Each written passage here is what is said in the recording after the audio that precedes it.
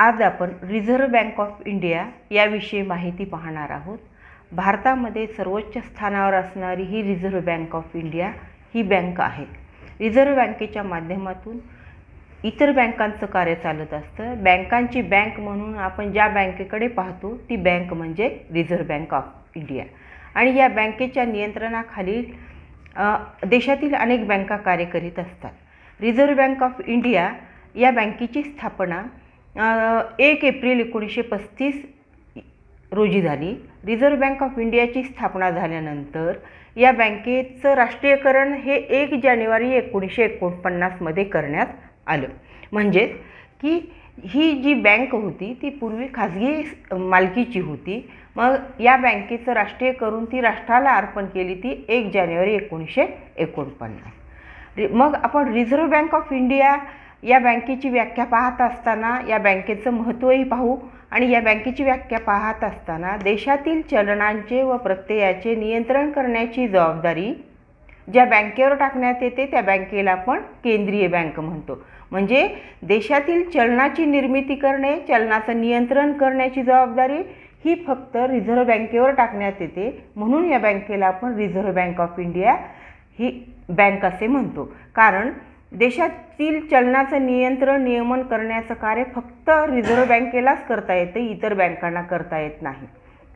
तसेच देशातील चलनाचं नियंत्रण आणि नियमन करण्याचं रिझर्व्ह बँक काम करत असते आणि त्यामुळेच ही बँक ही एकमेव देशातील बँक असते आणि या बँकेच्या निगराणीखाली देशातील इतर बँका कार्य करीत असतात। म्हणून भारतातील देशातील चलनाचं नियंत्रण करण्याचं कार्य हे रिझर्व्ह बँकेच्या माध्यमातून करण्यात येतं। किंवा आपण असंही म्हणू शकतो की रिझर्व्ह बँकेला ही बँकांची बँक असंही म्हणता येतं, कारण देशातील सर्व बँकांवर नियंत्रण ठेवण्याचं कार्य फक्त रिझर्व्ह बँकेचं असतं, इतर बँकांना ते काम करता येत नाही। म्हणून देशातील एकमेव बँक असलेली आणि बँकावर नियंत्रण ठेवणारी बँक म्हणजे रिझर्व्ह बँक। रिझर्व्ह बँकेची व्याख्या पाहत असताना आपण रिझर्व्ह बँकेचा स्थापण्यामागचा उद्देश काय आहे हे पण पाहणं आवश्यक आहे। रिझर्व्ह बँक स्थापण्यामागचा उद्देशच मुळातच चलन निर्मिती व नियंत्रण करणे किंवा पतनियंत्रण करणे असे आपण म्हणू शकतो। कारण चलन निर्मितीचा अधिकार फक्त आणि फक्त रिझर्व्ह बँकेलाच असतो। चलन निर्मिती आणि नियंत्रण हे इतर बँकांना करता येत नाही। म्हणून रिझर्व्ह बँक स्थापण्यामागचा उद्देशच असा होता की याच बँकेच्या माध्यमातून चलन निर्मिती केली पाहिजे। या उद्देशासाठीच रिझर्व्ह बँकेची स्थापना करण्यात आली। त्यानंतर देशाला मौद्रिक स्थैर्य प्राप्त करून देण्याचं काम सुद्धा रिझर्व्ह बँकेच्या माध्यमातून करण्यात येतं। कारण मौद्रिक स्थैर्य प्राप्त करणे एवढा उद्देश रिझर्व्ह बँकेचा महत्त्वाचा आहे, जेणेकरून चलन निर्मिती, नियंत्रण आणि मौद्रिक स्थैर्य प्राप्त करणे हे रिझर्व्ह बँकेचे महत्त्वाचे उद्देश आहेत।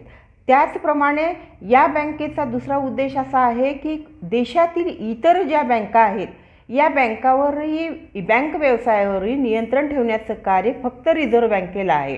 कारण बँकांची बँक म्हणून कार्य करत असताना बँकावर नियंत्रण ठेवण्याचं कार्य फक्त रिझर्व्ह बँक करत असते। म्हणून रिझर्व्ह बँक स्थापण्यामागचाच उद्देश असा आहे की चलन निर्मिती करणे, चलन निर्मितीवर नियंत्रण ठेवणे, मौद्रिक स्थैर्य प्राप्त करणे म्हणजे मुद्राविषयक स्थैर्य प्राप्त करणे आणि बँक व्यवसायावर नियंत्रण ठेवण्याचं कार्य रिझर्व्ह बँकेला करावं लागतं। या उद्देशानेच रिझर्व्ह बँकेची स्थापना करण्यात आली।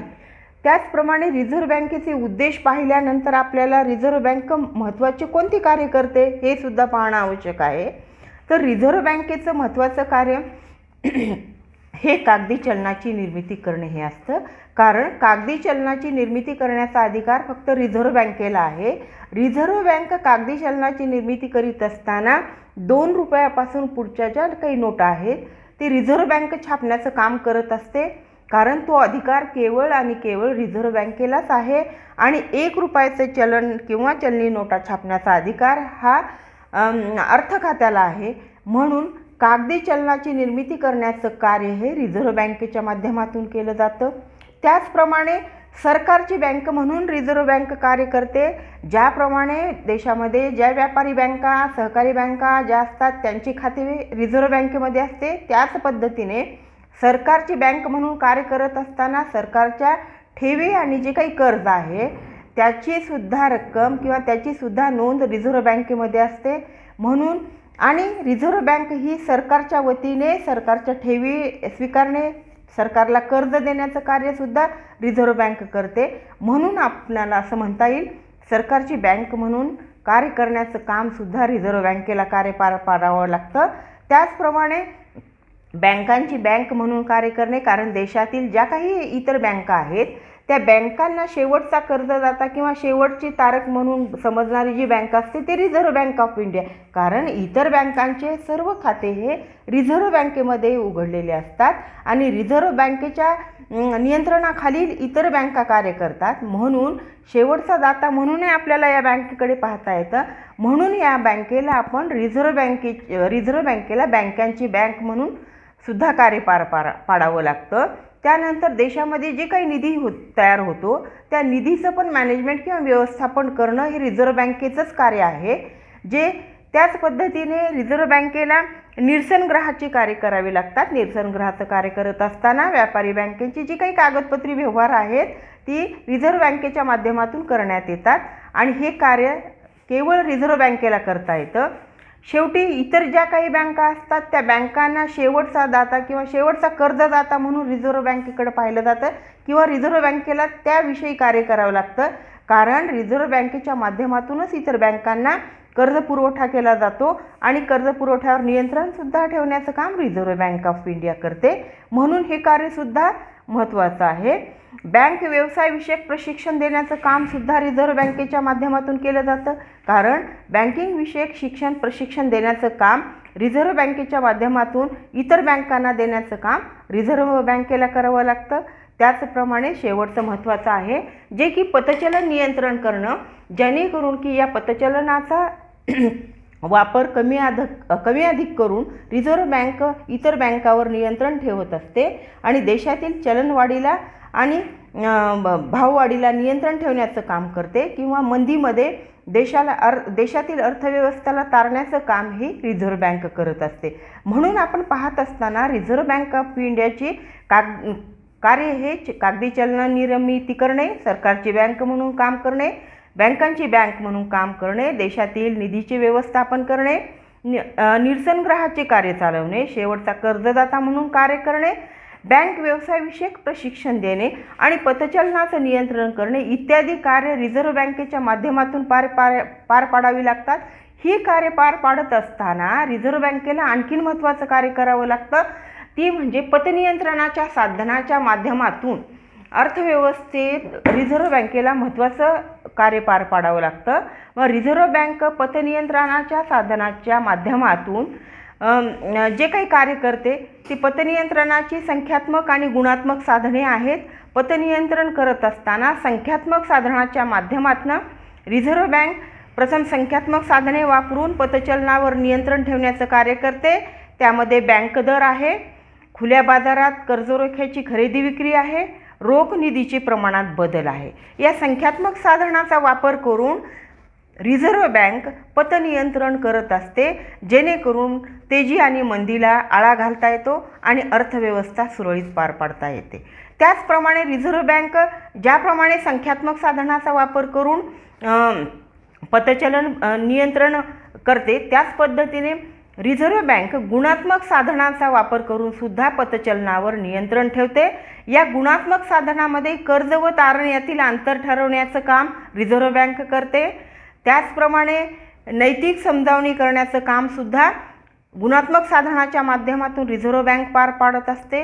जर कुठले व्यापारी बँका कुठलेही कार्य पार पाडत असतील किंवा समजावून घेत नसतील तर प्रत्यक्ष कारवाई करण्याचं कामसुद्धा रिझर्व्ह बँकेच्या माध्यमातून इतर बँकांवर केलं जातं.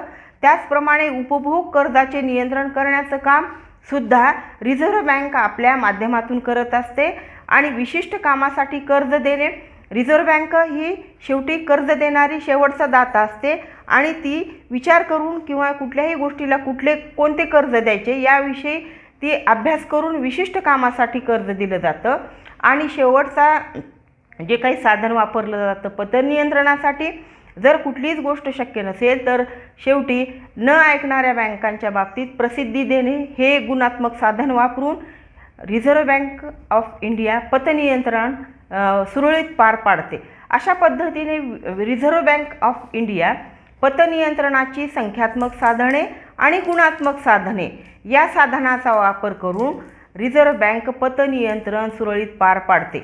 अशा पद्धतीने रिझर्व्ह बँक कार्य करीत असते आणि या रिझर्व्ह बँकेच्या माध्यमातून भारतीय अर्थव्यवस्था ही सुरळीत पार पाडत असते आणि म्हणून रिझर्व्ह बँकेला भारतीय अर्थव्यवस्थेत महत्त्वाचे स्थान आहे.